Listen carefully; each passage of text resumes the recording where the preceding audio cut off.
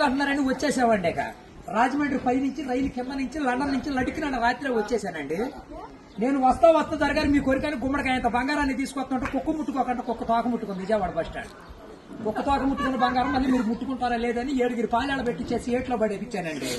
3 కోట్లు తీసుకెళ్లి మురికాలలో పడేశాను. మా ఇంట్లో కోట్లు కుక్కలు తింటుంటాయండి, లక్షలు లక్కలు తినేస్తుంటాయి, ఎలుకలు తినేసి చిల్లర చీమలు తినేసేస్తాయి. ఇక కాగితాలు కట్టుంటే కాగితాలు తీసుకెళ్లిపోతాం.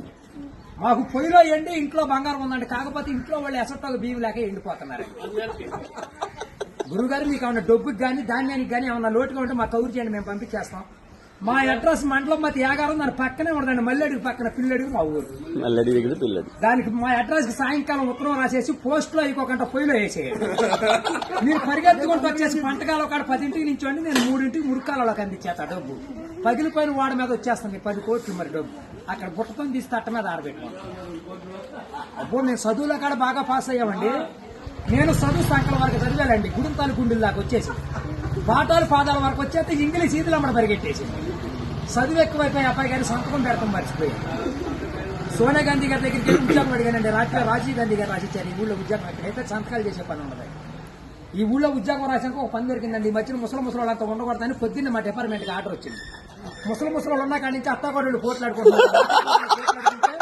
అత్తలు అడుగులో పడిపోతుంది, కోళ్ళు వచ్చి గొంతులో పడిపోతుంది, మంచం ఎక్కేస్తుంటే అల్లుడు అడుగు మీద కూర్చోండి. అందుకని ముసలి వాళ్ళందరూ తీసుకెళ్లి మెగాస్టార్ చిరంజీవి గారి దగ్గర చేర్పిస్తున్నాం.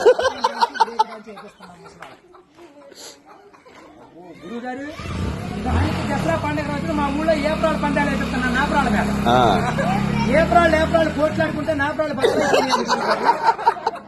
ఇప్పుడు సమరాత్రి గారు వెళ్ళి సౌండ్ చేస్తుంటే, మునసూపు గారు వెళ్ళి ముడేస్తుంటే, కర్ణం గారు వెళ్ళి కాగితాలు రాస్తుంటే, ప్రెసిడెంట్ గారు వెళ్ళి పెళ్లి చేసేస్తున్నారు.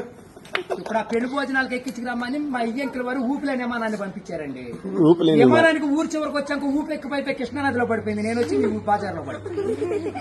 ఇవాళ సార్జీకి మీరు 500-600 ఇచ్చారంటే సార్జీ డబ్బులు పెట్టుకుని వెళ్ళి కాకినాడ వెళ్ళి కాఫీ తాగి అక్కడ మీ పేరు పేపర్లో వేసేస్తారు.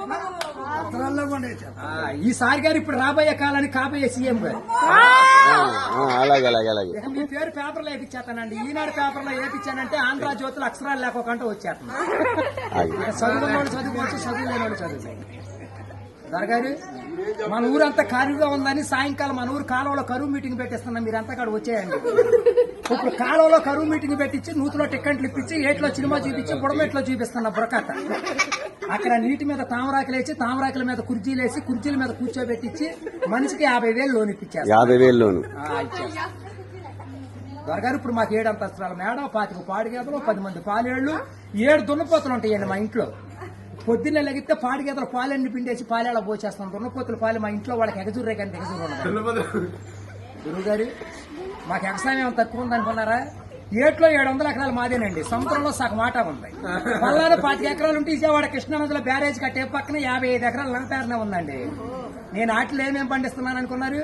ఈ మధ్యన జనాలంతా ఎక్కాలంటుంటే ఎక్కుళ్ళు వచ్చేస్తున్నాయి, బీబీట్లు తింటే షుగర్లు వస్తున్నాయి, చిట్టిపోరు తింటే చిందులు వేస్తున్నారు, మగసిర్లు తింటే మతులు పోతున్నాయి అని చెప్పి ఇప్పుడు నేను చీమలతో సముద్రం మధ్యన దున్నిచ్చి, నక్కలతో నారు తెప్పించి, చుంచులతో ఊడిపించి, ఎలుకలతో కోపించి, కాకులతో కాటా పెట్టిస్తే ఎకరానికి 95 బత్తాలు పడుతున్నాయి తోకలేనట్టు. మీకేమన్నా కావాలంటే చెప్పండి, సాయంకాలం ఆఫీస్ కాడికి వస్తాను, ఒక లారీలో మీ ఇంటికాడ పంపించాను.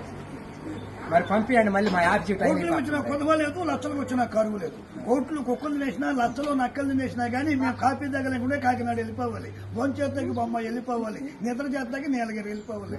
ఈ మధ్యన ఏది చూద్దాం.